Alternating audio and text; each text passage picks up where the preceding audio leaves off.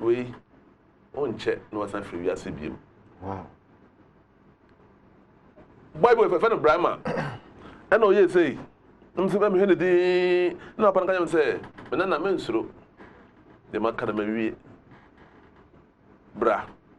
Not no kwatra nchen. Or say ewi ase wo afi no waba. First time. Me no. We di achepa. Me numnie. You know say film man ba e. Papa we Kristo ni. Fa, what's me kaya some we say we about 25 to 30 years ni. That cannot yan status of the no. That be Mr. If I me ho epopo. Papa no say ma we me show. Aso na o kan say Kristo ni no. Eye broni na ode baaye. Na wa maye hunu ni mo say before ye hunu. Nti no. Me kana kwa chiro me WhatsApp. Na enche me fi wiase mu akọ. To me he say. Also about 5 times. About enum. After na about 1. Say aka na mienu. Obi about 7. Afa, na me share me. Eh. Man na nyini. Nti nya fita. Oh, hear me. Obi o he bia wo stop no bia no. Davis Hall. So we mo frɛ. Ya was sunny day there. Ya ebe gudangwa. When you say papa na be sunny day. Oh no there. Then say bebre. Ya. Bebre. Ove, yawe. Ya, enti hona pena man ka me say. Ma menye kom. Enti owie na me de machine ko ja no. E na o say asa o maka kire wo no. Obe ne pakase. Nhwe yie. Na wiase we say ye ba ekọ. Na o papa no anche na wawu. Odi bone. Na wasa be bi obetua soka. Papa de bone say. Papa so no you good mama kunu. E na me de machine ko jare papa no. Na puya. Ne teta no ba ye no. Wan ka hwe biem. Ohun mi kura no ayedi.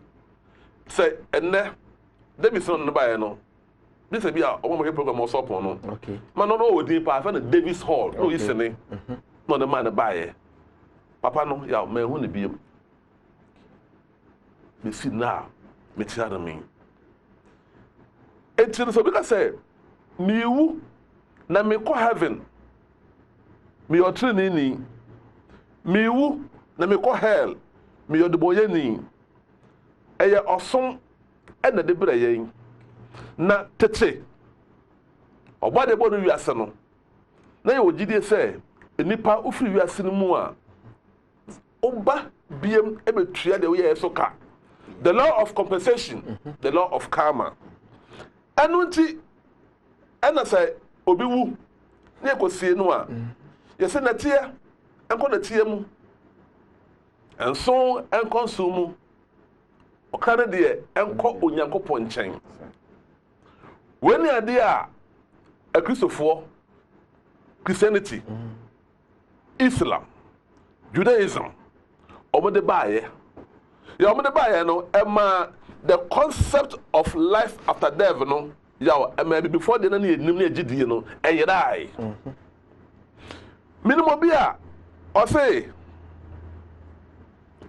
na miguna me sanso koba biewu a o te say amanfo kan se mi koba bi mi koba bie mu a oh mi hu a medwane say amanfo wo Jesus ade no mu o but esan say asole e say heaven and hell ade se no ba ye no ababa ye concept bi a abato ya dwene mu yaw ebra me ne me yere eda mpa so ye bu ye to atopodonko no na ye create body bi 6 months 7 months no we say akola no e wo so no ye funu no mu nti papa no fe dwuma ba na de waso pa de funu no hu ko se o sha kwa oh o say na mo ye you know when you say you are bringing human being into this earth. Yes. 9 months I walk come ameno a be ma no na ye culture ye nko e hobby ye gina chire and ye sram paebo bo no de ba say oyire wo a gina nchen ye dambo ni hu pin no fam go dambo what to say na o say ah and me da wase na se for say akwana nsu a na say honhom okra bi ametra ne mu nti obutumi ti akola no wansu ana say emfa maybe ofiri ba na de menum yenu yenim obenyini na say obo ne bra nyina wi a na owu a ese okra no ensan kọ onyankopon nchen nyame nchen no me kana na plane say ye fra no heaven. Okay. Islam as on Jana. Jana, Janannah, Jana. Okay. Hell, on for the Jahannam. Okay. Religion, Aba, Ewodia, Yedema, heaven and hell. Number 4 from there, Jana and Jahannam. Islam for say Jana, a paradise. Okay. And a Jahannam, a hell. Jew for almost say Jehina, a hell. And an Olam Haba. Olam Haba. The new paradise or the new world to come. Okay. See, more religions, more ideas concerning life after death. Okay. Now, the American say, is it true? So, Nyame or heaven? Okay. Is it true? Say, hell be all. Okay. When they kind of name man for whom say, the more religion ever, the more different concept, different ideas ever. Oba afalu so a Onyankopon or heaven enti obi wu a ese oh okwa heaven ya me kuro mame be wi mame ne wu ye no na omudi adanse wo funu no ho na na misa Furu adanse di. na mame ba ko ajamansa mi kuro bi sika mi sika na 2 cities or your coins e san say be bia no kwan bofro bipo bi na ko Jericho na bepon wonye tata All the coins. na insu bo no betra nsun na nsu so no no mu do enti do no mu a Peter obajo abamba say that is some cry ya ba siri o Peter da so twi Peter na o tweko do no Peter bejo abamba na o do wa tra nsun na it turns to me a before cocoa. He said, people don't know. Before cocoa. And she handkerchief free. Yeah, now that power. Who fulfill. Hey. What would you be a religion? I don't buy it. Oh, sir. Sadia na all canon. Spiritual realm. Idea or ho. Send it Paua, send your canon. A summer do be a while. We issue, but Christianity no, ama na your margin say, e was trying to be na woko. The Christianity no free ni e was had no said your woka no. But say ke fire mamre so a. Let me ask you a question. Have you died before? Me muda. But we see who man. What of you three? I am more.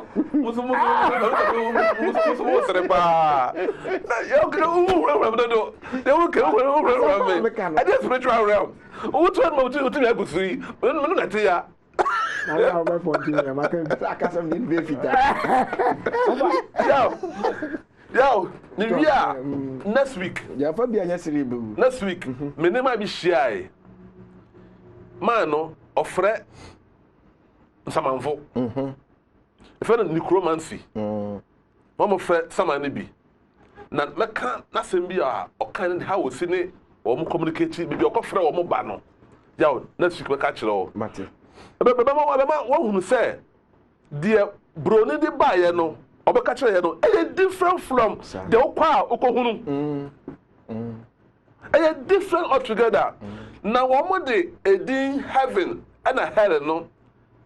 A creative somebody fear and panic about many pa. Then we can you. You hear your first video. Okay. So for na air can. Say heaven and hell no. Yeah, creative. Omo creative. Somebody fear and panic. To the person. Son of tantamount to treason. Right, I was a hey video I did carry about because I can say Wake Up Africa Juma Day and I'll share the kingdom message versus Christian message the Bible no nefa hell and heaven home come and then ye did no for Israel actually mammy we said dear say reincarnation I dare say ho say the we are say Canadian on anything ya first video a priest says hell is an invention of the church to control people with fear. Yeah, no any first video kwa but answer the best video no.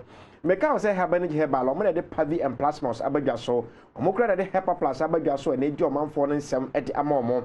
Na hepa plus no abusua mi hu asem a menka mfa ho biem.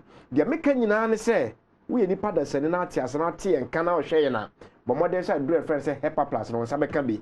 Yare bia wo ho bia no ono mo hepa plus say de tie bia no ebetu afimu amawo na de kumi kura ye emma se bi utafra chomo afichiko ho hawo emma momenses emma momenses ho asem nti ye kwa mo fibroid no obia mo modern se ne sabeka hepa plus wo pe bi ato a eno an se obefre 0542 778572 0542 778572 na sanka hepa plus libi mo amope bi etu aton na afi mo amoso mo pe bi ato anom ni nyinara o mu pharmacy shop bi eto ndro bi anokwa ansa betumi aka bi wo kwa ebo ne de o se ba bia ya ton 10 Ghana cedis obi de 10 peso akra to so a mento e so de mo se de be o ton 10 cedis na o mo so be nyamfa so na wa akoto no so ho atumi han wo pavian plasma so eno malaria dro tatashe eno ti biribia mekam so kwa yaresabia na doctor show mojam no ka jere say malaria parasite na bamu a adure say ba utrim kane pavi and plasmos eno so no mo a etu malaria na se de ma have ne heba fo ya ene de abom na man nebu tv ne so fana from a bibia be okay jama yakọ first video enfamra priest says hell is an invention of the church to control people with fear yanko sa first video na emra. Yes, I happen to believe in life after death, but I don't think it's got a thing to do with reward and punishment. Religion is always in the control business. And that's something people don't really understand. It's in the guilt-producing control business. And if you have heaven as a place where you're rewarded for your goodness and hell as a place where you're punished for your evil, then you sort of have control of the population.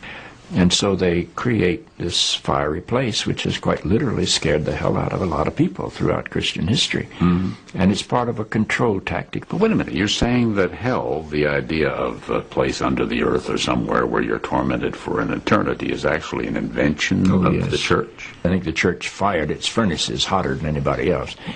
But I think there's a sense in most religious life of reward and punishment in some form. The church doesn't like for people to grow up, because you can't control grown-ups. That's why we talk about being born again. When you're born again, you're still a child. The people don't need to be born again. They need to grow up. They need to accept their responsibility for themselves and the world.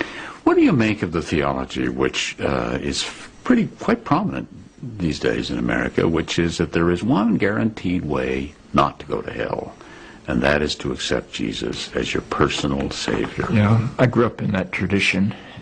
Every church I know claims that we are the true church, and they have some ultimate authority. We have the infallible Pope, we have the inerrant Bible. The idea that the truth of God can be bound in any human system, by any human creed, by any human book, is almost beyond imagination for me. I mean, God is not a Christian. God is not a Jew or a Muslim or a Hindu or a Buddhist. All of those are human systems which human beings have created to try to help us walk into the mystery of God. I honor my tradition. I walk through my tradition. But I don't believe my tradition defines God. I think it only points me to God. You and I are emerging people, not fallen people. Our problem is not that we are born in sin. Our problem is we do not yet know how to achieve being fully human. The function of the Christ is not to rescue the sinners, but to empower you and to call you to be more deeply and fully human than you've ever realized there was the potential within you to be. Maybe salvation needs to be conveyed in terms of enhancing your humanity rather than rescuing you from it. Life is a startling and wondrous experience. And eventually, I think we're going to discover that God is unfolding through the life of our consciousness and our self-consciousness and is not a parent figure up in the sky. But I believe because I'm related to something that is not bound by time and space, that I will share in whatever God's eternity is. Abusia, asam baako a medical aka kyerɛ ne sɛ, one, we nya before na to account. Broni na ɔde Christianity ba ya wogi dia dia kyerɛ no mo na te hɔ ka. Two, we minim sɛ wotie wo bedi ho akyi aka sɛ o munya yo munyina antichrist fo ni bi no sɛ de mo antichrist mo te ase fa no we munyina bonsam agents ɔmo keka sɛ ya de abu abam yo mate na mum sɛ de ɔka no ba mu ani ada hɔ a anka bɛboa ɛsɛ afa yo wotie papa ya sɛ me ɔka ya ɔsɛ Yesu Kristo enye ni Christ no enye ni dwumadie ni bi ni sɛ oba ba gye adeboyefo from boni mu na emum no oba ama wo nipa na ankasa na watimi ahyema e wo nyame a wosum nyankopɔn nye Kristo ni ana nyankopɔn nye Jiw ni nyankopɔn woni som nti wudi usum achi na de ba ko kan ya mam si mitra so ha na won se so hwe Ghana yen so ya hodo yo ya oba fa deeper life a omo de omo hu so omo ye Kristofo esen asori bi aka ofa Pentecost for dia tonso de e omo dia nya obi adia ofa Church of Christ a omo e na ye Kristo som obi ase obi hu ni se no som no e superior over the other one enti se nyina se som nyame baako na ampase Christianity no e ye som ene na de ye kɔ obo ade nchen ade na sa nche mu wei eni yi mu wei wom dipa ni tu kwan ko duru ba bi na dipa ni wa onkwa asɔre basiri ni tu kwan ko duru ba bi na basiri ni wa onkwa asɔre ade nti enye nyame baako na SD ni tu kwan ko duru ba bi na SD ni wa onkwa asɔre because okwa asɔre be menda we so okwa asɔre kwasi ada ade nti na som. Yeah, let me tell you something here. Bro ni nyansan mu no ewiase we sei obi apese ne yanko be yakoa na odi wo so ade a de bia no kase ya hemfo no omo nso na omo mwa ye bi ene se tete no na nokura bi wo ho na nokura bi wo ho tete no ya ene no religion afa hemfo nyina enti no se eba na sa no a religion doctrine no ene control life me ka sa mo mpeni dada atamesi wu ye no enya omo ye papa no picture e wo wiem ema omo se yankopon te akonya so ema atamesi kura nya ne nchen ema amanfo kura no ebegidi yawo mame kan cha amanfo bi me se mu ye se de kan ye boa na ewiase we sei onyame obo no wiase no ono onim how a odi nipa ebe wiase na odi ne kɔ so o kan Bible no a you say heaven Jewfo heaven for shamayim na shamayim no omo say enye ba bi yankopon tie o omo say eye wiem eye sky eye sun eye moon into your heavens. Yeah, in the Bible, be a Hebrew Bible. Chemitima kind ya. Oba kind. Maybe you go here. Some no. Etiflim. But me came from to me to my help from them. But or man some like to be or some people say Etiflim no and some. Because Abrafon share that say ombe the original names no every Bible no mo. Tell me to pronounce the good name. And today's original names, no. When and this about no. Maybe a someone. I had to film. Oh, Mamma mia, Mr. Faji. Yes, I may be Mamma, the we was some any, maybe you. Some say Psalm 68, verse 4. Psalm 68, verse 4. Sing to Elohim. Sing praises to his name. Raise up a highway for him who rides through the desert by his name, Yah, and exalt before him. Thank you. Psalm 68, verse 4. Thank you. Samba, Hebrews 7, verse 26. Hebrew. Yeah. Now, I saw a crowd man who be Hebrew. My jumper by revelation. David.